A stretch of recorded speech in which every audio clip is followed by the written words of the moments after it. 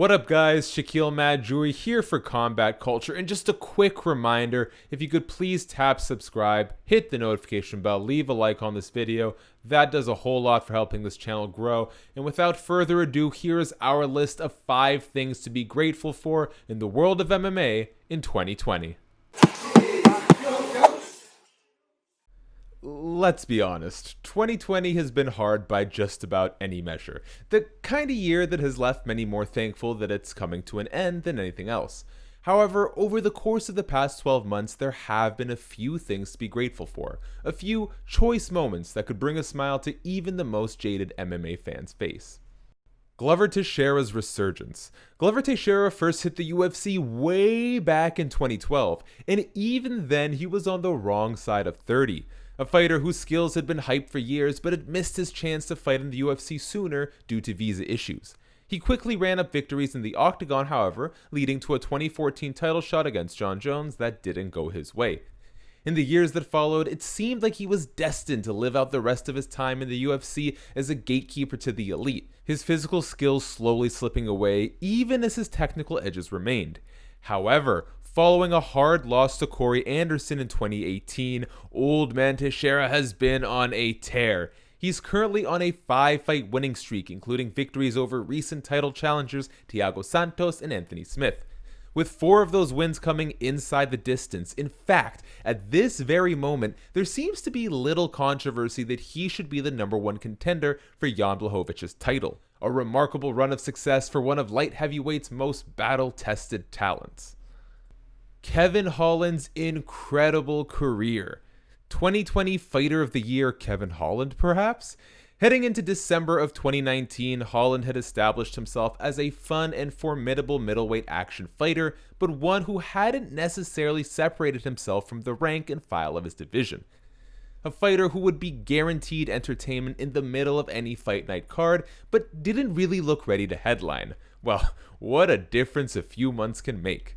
2020 has seen Holland put together 5 straight victories in the middleweight division, including 4 knockouts. He's bested newcomers and seasoned veterans alike, picked up KOs with his hands, knees, via slam, and even off his back. His most recent win against BJJ legend Jacare Souza proved his potential wasn't just limited to fighting the division's greener talent, when he nearly knocked out the grappling ace out with a right hook from his own guard. If he keeps that momentum going into 2021, Holland may find himself with a chance at UFC Gold before the year's out. Khabib walks away at 29-0. A fighter retiring may not seem like a cause for celebration, but MMA is so rarely giving fighters the opportunity to really go out on top, makes it hard to ignore just what a legacy Nurmagomedov has left behind. And yes, that's how you pronounce his name, roughly. For 12 years, the Eagle has competed in MMA.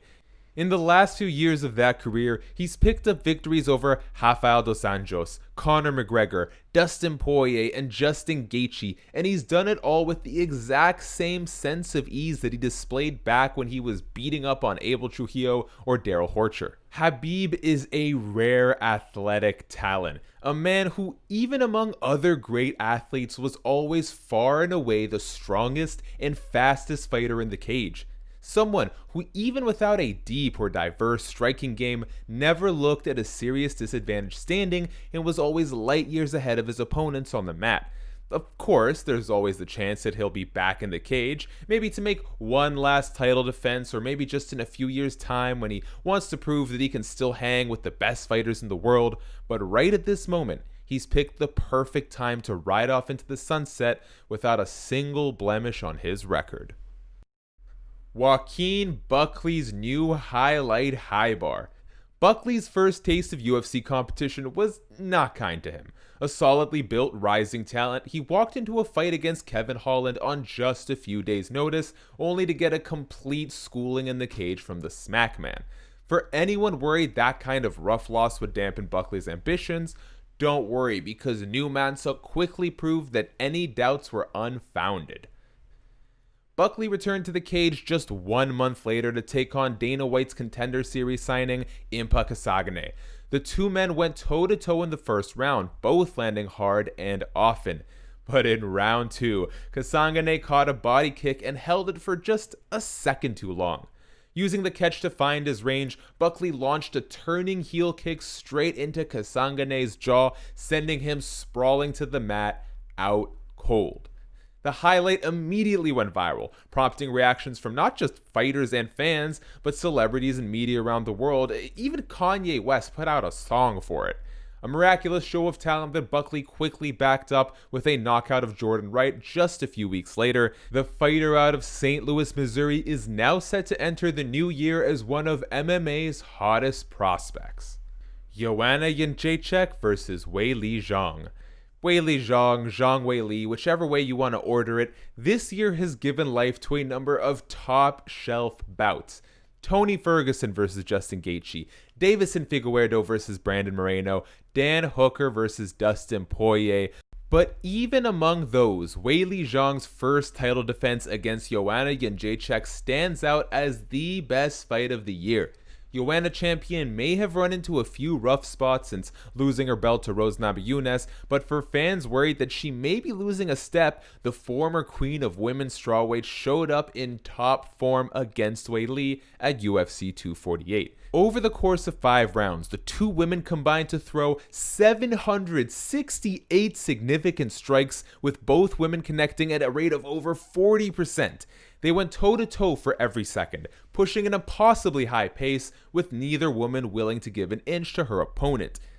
In the end, Weili Zhang's power won out, doing just enough damage to Jedrzejczyk to make up for her very slight edge in volume. A top-shelf showcase of skill that should give pause to anyone in the division who finds himself standing across from either woman in 2021. And that is all for today's video. Let us know in the comments section, folks, what were you most grateful for in the world of mixed martial arts in the year 2020? One last reminder, if you can hit subscribe, tap the notification bell, and leave a like on this video, it would mean the world to us. You can follow me on Twitter at FightShackFight. And most importantly, happy holidays to you and your loved ones. Stay safe, and we'll see you in 2021.